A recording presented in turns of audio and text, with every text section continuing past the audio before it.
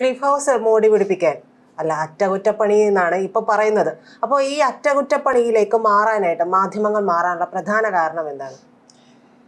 അല്ല, മാധ്യമങ്ങൾ ഇപ്പോൾ യഥാർത്ഥത്തിൽ വി ഡി സതീശൻ്റെയും ഗവൺമെൻറ്റിൻ്റെയും ഒരു ഭജന സംഘമായി അതപ്പതിച്ചുകൊണ്ടിരിക്കുകയാണ്. നേരത്തെ തന്നെ നമുക്കറിയാം, വി ഡി സതീശനെ അധികാരത്തിലേക്ക് എത്തിക്കാൻ വേണ്ടി, യഥാർത്ഥത്തിൽ യു ഡി എഫിനെ പോലുമല്ല, വി ഡി സതീശനെ അധികാരത്തിൽ എത്തിക്കാൻ വേണ്ടിയിട്ട് നമ്മുടെ മീഡിയ വണ്ണും അതുപോലെ തന്നെ ഏഷ്യാനെറ്റും അശ്രാന്ത പരിശ്രമത്തിലായിരുന്നു. പിന്നെ സ്വാഭാവികമായിട്ടുള്ള മനോരമ ചാനലും. അപ്പോൾ അതുകൊണ്ട് തന്നെ ഇവരെല്ലാവരും പറഞ്ഞുകൊണ്ടിരിക്കുന്നത് അറ്റകുറ്റപ്പണി എന്നല്ല, ഇനി ഇവർ അററ പണി എന്ന് പറയുമെന്ന് എൻ്റെ സംശയം. കാരണം വെച്ചാൽ അങ്ങനെ പറയുമ്പോൾ ജനത്തിന് പെട്ടെന്ന് മനസ്സിലാവില്ലല്ലോ. നിങ്ങളൊന്ന് ആലോചിച്ച് നോക്ക്, മന്ദിരങ്ങൾ മോടി പിടിപ്പിക്കുന്നില്ല എന്നൊരു പ്രഖ്യാപനം നടത്തുന്നു. പകരം പ്രജിതൊന്ന് കേൾക്കണോട്ടെ, ശ്രദ്ധിച്ച് കേൾക്കണേ, അറ്റകുറ്റപ്പണിക്ക് വേണ്ടി പണം ചെലവഴിക്കുന്നു. ഒരു ബംഗ്ലാവിന് എത്ര പണം ചെലവഴിക്കണേ? ഏറ്റവും കൂടിയ പണം എത്രയെന്ന് അറിയോ? 80 ലക്ഷം രൂപയിൽ കൂടുതലായി അറ്റകുറ്റപ്പണി. ഏറ്റവും കുറഞ്ഞത് 40 ലക്ഷം രൂപ. അപ്പോൾ ഇത് അറ്റകുറ്റപ്പണിയാണോ മോടി പിടിപ്പിക്കലാണോ? അതായത് അറ്റകുറ്റപ്പണിക്ക് വളരെ ചെലവ് കുറഞ്ഞ് വളരെ എന്ത് ചെയ്യുന്നു, നിഷ്കളങ്കരായിട്ടുള്ള ചെലവ് കുറഞ്ഞ മുഖ്യമന്ത്രി ഇതാ വന്നിരിക്കുന്നു എന്ന് പറഞ്ഞാണ് പ്രചരണം നടത്തുന്നത്. അതിൻ്റെ ഒരിക്കലും മോടി പിടിപ്പിക്കുന്നില്ല. 90 ലക്ഷം രൂപ കൊടുത്ത് 2016-ലും 2021-ലും മുഖ്യമന്ത്രി പിണറായി വിജയൻ്റെ ഗവൺമെൻറ് വന്നപ്പോഴത്തേക്ക് ഇതുപോലെ തന്നെ അറ്റകുറ്റപ്പണിയാണ് നടത്തിയതെന്ന് വേണമെങ്കിൽ അന്ന് അവർക്ക് പറയാമായിരുന്നു. പക്ഷെ അന്നെല്ലാം മാധ്യമങ്ങളും പറഞ്ഞുകൊണ്ടിരുന്നത് മോടി പിടിപ്പിക്കലിനാണ്. ഇത് എന്ത് മാധ്യമ പ്രവർത്തനമാണെന്നാണ് ഞാൻ ചോദിക്കുന്നത്. എന്നിട്ട് ഇതൊക്കെ തൊടാതെ വിഴുങ്ങി നമ്മുടെ ഇവിടെയുള്ള ആളുകൾ ആഹാ ഇത് എന്ത് ചെയ്തിരിക്കുന്നു, ലാളിത്യത്തിൻ്റെ പ്രതിരൂപമായിട്ടുള്ള മുഖ്യമന്ത്രി വന്നിരിക്കുന്നു എന്നാണ്. ഇവരിനി പോയി എനിക്ക് കൊണ്ട് വി ഡി സതീശൻ വല്ല ഷർട്ടിടാതെ വരുമെന്നുള്ള ലാളിത്യം കാണിക്കാനായിട്ട്. മഹാത്മാഗാന്ധിയൊക്കെ ഷർട്ടിടാതെയല്ലോ വന്നേച്ച്. ക്ലിഫ് ഹൗസിന്റെ അവസ്ഥ എന്താന്നുള്ളത് നമ്മൾ കണ്ടതാണ്. മരപ്പട്ടി സൂസു വെക്കട കാര്യം വരെ പറഞ്ഞിട്ടുള്ളതാണ് മുൻ മുഖ്യമന്ത്രി പിണറായി വിജയൻ. അപ്പോൾ ആ ഒരു അത്രയും ബുദ്ധിമുട്ടുള്ള ഒരു സാഹചര്യം അതിനുള്ളിലുണ്ട്. നമ്മൾ ബംഗ്ലാവ് എന്ന് കണക്ക് കൂട്ടുമ്പോഴും അതിൻ്റെ ഉള്ളിൽ പോരായ്മകൾ ഉണ്ടായിട്ടുണ്ടാവാം. അദ്ദേഹം അതിനെ മോടി പിടിപ്പിക്കൽ എന്ന് പറഞ്ഞു. ഇപ്പോഴത്തെ മാധ്യമ വാക്കുപയോഗിച്ച് ഇപ്പൊ പറഞ്ഞ പോലെ അറ്റകുറ്റപ്പണി എന്ന് പറയുന്നു. പക്ഷെ അവിടെ ഒരാൾ മാറുമ്പോൾ സ്വാഭാവികമായിട്ടും നമുക്ക് നടത്തേണ്ടുന്ന ചില അറ്റകുറ്റപ്പണികൾ തന്നെ ഉണ്ടാകില്ലേ? ഞാൻ പറയണത്, എനിക്ക് ആ ബംഗ്ലാവുകളെല്ലാം തന്നെ ഇപ്പോൾ മൻമോഹൻ ബംഗ്ലാവ് അടക്കം ക്ലിഫ് ഹൗസ് അടക്കമുള്ള കന്റോൺമെൻറ്റ് ഹൗസ് അടക്കം എല്ലാം തന്നെ കൃത്യമായി സംരക്ഷിക്കപ്പെടണം. അപ്പോൾ അതിന് വേണ്ടിയിട്ട് അവിടെ കാലാകാലങ്ങളിലുള്ള ഒരു മെയിൻ്റനൻസ് വർക്ക് നടക്കുന്നതോ പെയിൻ്റ് അടിക്കുന്നതോ ഉള്ള കാര്യങ്ങളിലൊന്നും എനിക്കൊരു എതിരഭിപ്രായമില്ല. ഞാനടക്കം പിണറായി വിജയൻ ആയിരുന്ന സമയത്ത് ഈ ചീമൊക്കന്ന വെട്ടിയതിനും അതുപോലെ ചില്ലകൾ വെട്ടിക്കളഞ്ഞതിനും 1.5 ലക്ഷം രൂപ കൊടുത്തതിനെയും അതുപോലെ അവിടുത്തെ വാച്ച്മാൻ്റെ മറ്റേ ഇതിനകത്ത് റൂമിനകത്ത് കബോർഡ് പിടിപ്പിക്കാൻ 40,000 രൂപ കൊടുത്തതിനെയൊക്കെ വിമർശിച്ചിട്ടുള്ള ഒരാളാണ്. പക്ഷെ പ്രധാനപ്പെട്ട പോയിന്റ് അതല്ല. നിങ്ങൾ പറയുന്നത് അങ്ങനെയൊക്കെ ചെയ്തോളൂ. പക്ഷെ മാധ്യമങ്ങൾ 2 തരം നിലപാടെടുക്കുന്നതിൻ്റെ ഉടായ്പാണ് ഞാൻ പറഞ്ഞത്. അതായത് നിങ്ങൾ അറിയേണ്ടത്, ഏതെങ്കിലും ഈ പറയുന്ന പോലെ ഗവൺമെന്റ് കോൺട്രാക്ട് കൊടുക്കുമ്പോൾ പ്രജിതൊക്കെ ഒന്നുണ്ടോ മോടി പിടിപ്പിക്കൽ എന്ന് പറഞ്ഞൊരു വാക്ക് എഴുതിയിട്ട് കോൺട്രാക്ട് കൊടുക്കുമോ? കോൺട്രാക്ട് കൊടുക്കാൻ പോണത് മെയിൻ്റനൻസ് വർക്ക് എന്ന് പറഞ്ഞ തന്നെയാണ്. പക്ഷെ അതേ മെയിൻ്റനൻസ് വർക്കുകൾ ഇപ്പം അതായത് മനോരമക്കും ഏഷ്യാനെറ്റിനും എന്ത് ചെയ്യുന്നത്, ബാക്കിയുള്ള എല്ലാ ചാനലുകൾക്കും പോഴന്മാരായിട്ടുള്ള ആളുകൾക്ക് മുഴുവൻ എന്ന് പറഞ്ഞാൽ ഇത് മോടി പിടിപ്പിക്കലല്ല. അങ്ങനെ പറയരുതെന്ന് പറയണം. അതേസമയം പിണറായി വിജയനാണെങ്കിൽ ഉടനെ തന്നെ മോടി പിടിപ്പിക്കൽ എന്ന് പറഞ്ഞാൽ ഇതെന്ത് മാധ്യമ പ്രവർത്തനമാണ്? നിങ്ങളൊക്കെ അത് മോടി പിടിപ്പിക്കലെന്നോ അറ്റകുറ്റപ്പണിയെന്നോ പറയണമെങ്കിൽ എല്ലാ ഗവൺമെൻറ്റിൻ്റെ കാലത്ത് നിങ്ങൾ അറ്റകുറ്റപ്പണിയെന്ന് പറയണം. ഇത് പിണറായി വിജയൻ ഭരിച്ചിരുന്നെങ്കിൽ ഇപ്പം സത്യത്തിൽ ഞാൻ വിചാരിക്കുന്നത് പിണറായി വിജയൻ വരാതിരുന്നതന്നെ. അല്ലെങ്കിൽ ഇപ്പം 3,95,00,000 രൂപ, അതായത് 4 കോടി രൂപ മുടക്കി ഇത് ആ ഗവൺമെൻറ്റുകൾ വീണ്ടും മോടി പിടിപ്പിക്കുന്നു എന്ന് പറയുന്ന വാർത്തയായിട്ട് എന്ത് ചെയ്താനേ വന്നാനേ. ഇപ്പോൾ വളരെ സിമ്പിളാണ്, ജസ്റ്റ് ഒരു ചെറിയ അറ്റകുറ്റപ്പണി, ശരിക്കും പറഞ്ഞാൽ ഈ അറ്റകുറ്റപ്പണി എന്ന് പോലും മാധ്യമങ്ങൾ പറയരുത്. നിങ്ങളുടെ നിഷ്കളങ്കത കൊണ്ട് എൻ്റെ കണ്ണ് നിറഞ്ഞ് നിങ്ങൾ പറയുന്നത് നിങ്ങൾ അററ പണി എന്ന് എഴുതി വെച്ചോ, ഞങ്ങൾ വായിച്ചോളാം. ഒന്ന് ആലോചിച്ച് നോക്ക്, 40 ലക്ഷം രൂപ എന്ത് ചെയ്യുന്നു. ഇതിനു മുമ്പ് പശുത്തൊഴുത്തുണ്ടാക്കാനും നീന്തൽക്കുളം ഉണ്ടാക്കാനും ഒക്കെ പിണറായി സർക്കാർ ഇത് ചെലവഴിച്ചു. നീന്തൽക്കുളം ഉണ്ടാക്കാനായിട്ട് ചെലവഴിച്ചില്ല. 2-2.5 ലക്ഷം രൂപ നീന്തൽക്കുളത്തിന്റെ ഓരോ കൊല്ലവുമുള്ള. ഞാൻ പിണറായി വിജയനെ ന്യായീകരണ ഉത്തരവാദിത്വമൊന്നും എനിക്കില്ല, കാരണം ഞാൻ ആ കുളത്തിൽ പോയി കുളിക്കാനും പോയിട്ടില്ല. ഞാൻ പറയുന്നത് ക്ലിഫ് ഹൗസിൽ നീന്തൽക്കുളം ഉണ്ടാക്കിയപ്പോൾ ആ നീന്തൽക്കുളത്തിന്റെ മെയിൻ്റനൻസിന് വേണ്ടി ഓരോ കൊല്ലവും 2 കൊല്ലം 2.5 ലക്ഷം രൂപ ചിലവാകുമായിരുന്നു. എൻ്റെ പൊന്നു പ്രജിത ഒന്ന് പുറത്തു പോയിട്ട് ഈ തൊട്ടപ്പുറത്തുള്ള ഏതെങ്കിലും ഹോട്ടലിൽ പോയിട്ട് അവിടെ ഒരു ചെറിയ നീന്തൽക്കുളം ഉണ്ടാവും. ഇത്ര എക്സ്റ്റെൻസീവായുള്ള നീന്തൽക്കുളം അല്ല. ആ നീന്തൽക്കുളം ഒന്ന് മെയിൻറ്റെയിൻ ചെയ്ത്, അതായത് പ്രജിതയുടെ വീട്ടിൽ ഞാൻ ഫ്രീ ആയിട്ടൊരു നീന്തൽക്കുളം തന്നെന്ന് വെച്ചുണ്ടാക്കി. പ്രജിത ഈ കാശിയിലെ ഒഴുക്കേണ്ടി വരും. കാരണം എന്താ, ഈ വെള്ളം മാറ്റണം, ഇത് ശുചിയാക്കണം, അല്ലെങ്കിൽ ആകെ അലങ്കോലമായിരിക്കും കൂടാ. ഇപ്പം ഞാൻ തന്നെ പോയിട്ടുള്ള പല 5 സ്റ്റാർ ഹോട്ടലുകളിലും ചില 4 സ്റ്റാർ ഹോട്ടലുകളിലും ഒക്കെ തന്നെ നീന്തൽ കുളം കൃത്യമായിട്ട് മെയിൻറ്റെയിൻ ചെയ്തില്ലെങ്കിൽ ശരിക്കും പറഞ്ഞാൽ ആ കുളം വന്ന് കണ്ടാൽ മാത്രം നമുക്ക് വേണമെങ്കിൽ ആ ഹോട്ടലിൽ പൂട്ടിക്കുക, കാരണം അതിനെതിരെ പരാതി കൊടുക്കുക. ആ ലെവലിലാണ്.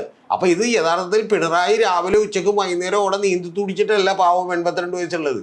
ഞാൻ പറയണത് അതിലൊന്നും എനിക്ക് പരാതിയില്ല, നിങ്ങൾ അതിനെയൊക്കെ വിമർശിച്ചോ. പക്ഷെ കുഴപ്പമുള്ളത് VD സതീശൻ വരുമ്പോഴും കോൺഗ്രസിൻ്റെ മുഖ്യമന്ത്രി വരുമ്പോഴും ഇതെങ്ങനെയാണ് മാറുന്നതെന്ന് മാത്രമേ എന്നോടൊന്ന് പറഞ്ഞു തന്നാൽ മതി. അതായത് നിങ്ങൾ നേരത്തെ എന്ന് പറഞ്ഞാൽ ഈ 4 ലക്ഷം രൂപയാണ് ലൈഫ് മിഷൻ വീടിന് കൊടുക്കുന്നത്. അങ്ങനെയുള്ള 10 വീടുകൾ എന്ത് ചെയ്യാമായിരുന്നു, പണിയാമായിരുന്നു 40 ലക്ഷം രൂപക്കെന്നൊക്കെ ഘോരം പ്രസംഗിച്ചുകൊണ്ടിരുന്ന ഏഷ്യാനെറ്റിൻ്റെയും മനോരമയുടെയും പിന്നെ മീഡിയ വൺ പിന്നെ പറയണ്ട. അവർ യഥാർത്ഥത്തിൽ ഇപ്പം വിട്ടു. അവർ രാവിലെ ശരിക്കും പറഞ്ഞാൽ മറ്റേ ദാവീദും മറ്റേ അജിൻസും ഒക്കെ എനിക്കൂടെ വയലിൻ പഠിക്കുന്നുണ്ട്. എന്നിട്ട് വന്നിട്ട് എന്ത് ചെയ്യുക, 2 BGM മറ്റേ എന്ത് ചെയ്യുക കൃത്യമായിട്ട് മറ്റേ VD സതീശന് വേണ്ടി വായിച്ചിട്ട് പോയി കിടന്ന് ഉറങ്ങുക എന്നുള്ള ഇടാ. ഒന്ന് ആലോചിച്ച് നോക്ക്. അപ്പോൾ 80 ലക്ഷം രൂപ മുടക്കുന്നു, എന്നിട്ടും അത് എന്താണ് അറ്റകുറ്റപ്പണി മാത്രമാണ്. എങ്ങനെയാ മനസ്സിലായ പ്രജിതക്ക്? അതായത് ഈ സൈഡിൽ നിന്ന് പോയിട്ടുള്ള കോൺക്രീറ്റ് എന്ത് ചെയ്യുന്നു, ഒന്ന് പാച്ച് ചെയ്യുന്നു, 80 ലക്ഷം രൂപ. ഏത് ആരെയാണ് ഇവർ ഈ പൊട്ടന്മാരാക്കണേക്കണേ? ഇനി ഇതിൽ വേറൊരു തമാശ കൂടിയുണ്ട്. മുഴുവൻ വിവരം പുറത്തു വന്നിട്ടില്ല. ഞാനിപ്പോൾ അതിൻ്റെ ഓർഡർ മുഴുവൻ തപ്പിയിട്ടിരിക്കുകയാണ്. ഇപ്പോൾ നാളെ മറ്റന്നാളെ കിട്ടും. ഓർഡർ പുറത്തേക്ക് വന്നിട്ടില്ല. കാരണം എന്ന് വെച്ചാൽ ഇത് ക്ലിഫ് ഹൗസുമേ തൊട്ടിട്ടില്ല. ക്ലിഫ് ഹൗസുമേ തൊടാതെയാണ് ബാക്കിയുള്ള ബിൽഡിങ്ങുകൾ ചെയ്യണം. പക്ഷേ എൻ്റെ അഭിപ്രായത്തോടുള്ളൂ. പ്രജിത പറഞ്ഞു ഒരു കാര്യത്തോട് ഞാൻ യോജിക്കുന്നു. ഞാനാണ് മുഖ്യമന്ത്രിയെങ്കിൽ ഞാൻ ആ ബിൽഡിങ്ങുകൾ കൃത്യമായി സംരക്ഷിക്കേണ്ടതിൻ്റെ ആവശ്യമാണ്. ഞാൻ 5 കൊല്ലം മുമ്പ് പറഞ്ഞിട്ടുണ്ട്. അത് സംരക്ഷിക്കണം. കാരണം ഇത് നമ്മൾ വീട്ടിലേക്ക് കൊണ്ടുപോകേണ്ടതല്ല, നമ്മളവിടെ അലങ്കുലമൊക്കെ ഇടേണ്ടതല്ല. ശരിക്കും അടിച്ച് തൂത്ത് വൃത്തിയാക്കി ഇട്ട് എന്ത് ചെയ്യണം, കൃത്യമായിട്ട് മെയിൻ്റനൻസ് വർക്കുകൾ 5 കൊല്ലം കൂടുമ്പോൾ ചെയ്യേണ്ട പെയിൻ്റ് അടി ചെയ്ത് അതുപോലെ ബാക്കിയുള്ള കാര്യങ്ങളെല്ലാം ചെയ്ത് കൃത്യമായിട്ട് സംരക്ഷിക്കണം. ആ സംരക്ഷിക്കണം എന്നുള്ളൊരു കാര്യത്തിൽ എനിക്കൊരു തർക്കമില്ല. പക്ഷെ പ്രധാനപ്പെട്ടൊരു കാര്യം എന്ന് പറഞ്ഞാൽ ഈ പറയുന്ന, അതായത് ഒരു ഗവൺമെന്റ് ചെയ്യുമ്പോൾ ഇത് ആർഭാടത്തിന്റെ കേന്ദ്രവും വേറൊരു ഗവൺമെന്റ് ചെയ്യുമ്പോൾ ഇത് എന്താണ് ജസ്റ്റ് ഒരു അറ്റകുറ്റപ്പണി എന്നത്. എന്നിട്ട് പ്രജിത പറയുന്ന അടുത്ത നെഗറ്റീവ് എന്താണെന്നറിയോ, പുതിയ ഒരു കാറും ഞങ്ങൾ എന്ത് ചെയ്യുന്നില്ല, മേടിക്കുന്നില്ല. ഒന്ന് ആലോചിച്ച് നോക്കി പ്രജിത, 4 കോടി രൂപയ്ക്ക് എത്ര കാറ് മേടിക്കാം? 3,95,00,000 മുടക്കണം. അതിൽ തന്നെ ക്ലിഫ് ഹൗസ് തൊട്ടിട്ടില്ലെന്ന് മനസ്സിലാക്കണം. അപ്പം ക്ലിഫ് ഹൗസും കൂടി വരുമ്പോഴത്തേക്ക് എത്ര, ഏതാണ്ട് 5 കോടി രൂപ എടുത്ത് ആവും. ആയിക്കോട്ടെ, കുഴപ്പമില്ല. പക്ഷേ നമ്മുടെ മാധ്യമങ്ങളുടെ നിലപാടാണ് ചൂണ്ടിക്കാണിച്ചത്. ഇതൊന്ന്. ഇനി അടുത്ത പ്രജയോട് വേറൊരു കാര്യം പറയാം. എന്തൊരു നുണയാണ് ഇവർ രാവിലെ പോലും പറഞ്ഞുകൊണ്ടിരിക്കുന്നത്. എനിക്ക് പേടിയായിട്ട് പോയാ സത്യം പറഞ്ഞ് ഈ വാർത്ത കാണാണ്ടിരിക്കണം. ഈ പണി അവസാനിപ്പിക്കണമെന്ന് ഞാൻ പേടിക്കണം.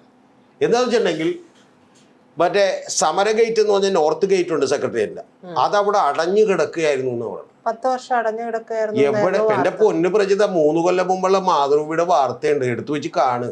ഇപ്പൊ പ്രജിതനെ പോലെ ജേർണലിസത്തിൽ നിൽക്കുന്ന ഈ പറയുന്ന മാധ്യമങ്ങൾ രാവിലെ മുതൽ രാത്രി വരെ മാധ്യമ വാർത്തകൾ മാത്രം ശ്രദ്ധിക്കുന്ന ഒരാളുടെ നറേറ്റീവാണ് ഈ പറഞ്ഞ.